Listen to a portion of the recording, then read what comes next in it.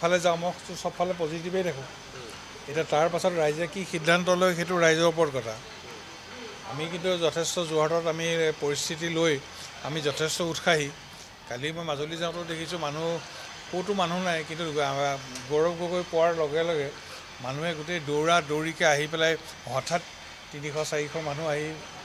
একদম বেৰি ধৰে গতিকে ৰাইজ যথেষ্ট উৎসাহিত আৰু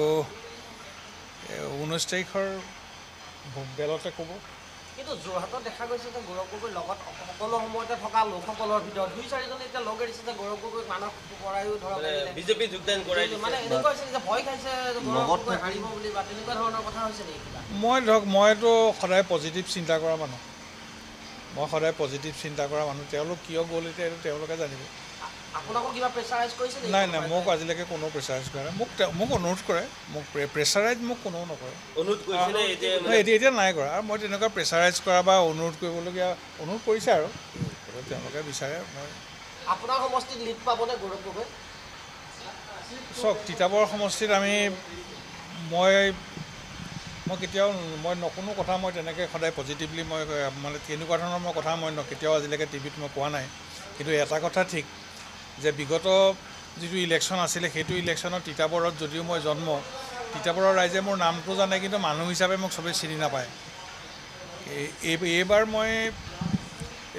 তিতাবৰত মই বহুত মানুহৰ ওচৰলৈ ৰাইজৰ ওচৰলৈ মই গৈছোঁ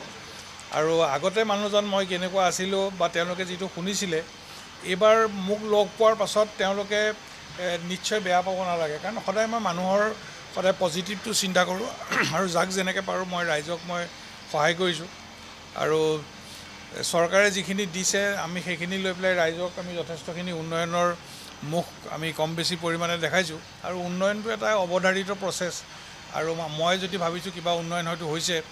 কিছুমানে হয়তো ভাবিব যে উন্নয়ন হোৱা নাই কিন্তু তথাপিতো মই পজিটিভ যে যোৱাবাৰ মই যিমান ভোট পাইছিলোঁ তাতকৈ এবাৰ নিশ্চয় আমাৰ প্লাছ হ'ব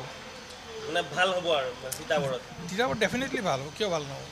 কিমানটা কেইটা আপোনাৰ হিচাপত আপুনি যিটো ভাবিছে কংগ্ৰেছৰ হাতলৈ কোনকেইটা সমষ্টি অহাৰ মই এনেই আমি ৰাস্তাত মই কথা পাতিছিলোঁ বিভিন্ন বন্ধু বান্ধৱৰ লগত যেনেকৈ সময় পাৰ হৈ গৈছে সেই হিচাপত এইবাৰ আগতকৈ অন্ততঃ আমাৰ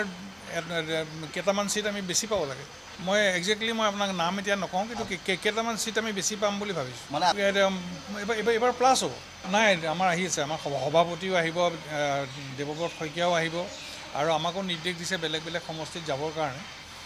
মই আজি হঠাৎ কামত আহিব লগা হ'ল আকৌ মই ঘূৰি গৈ আছোঁ কিন্তু আপোনালোকে এবাৰ এটা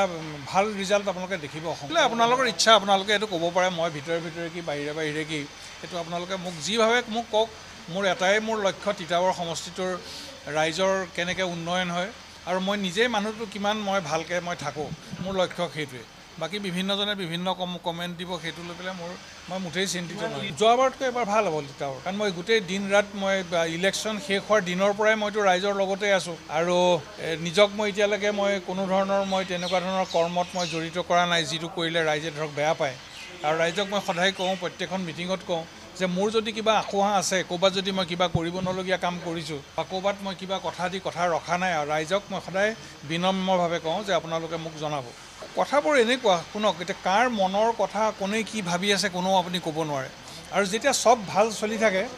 তেতিয়া চব ভালবিলাকে চকুত পৰে যেতিয়া চব ঠিকমতে কেতিয়াবা ধৰক চলা নাই তেতিয়া মানুহে বিভিন্ন ধৰণৰ চাৰিওফালৰ পৰা আক্ৰমণ কৰে তেনেকুৱা ধৰণৰ হয় মানুহৰ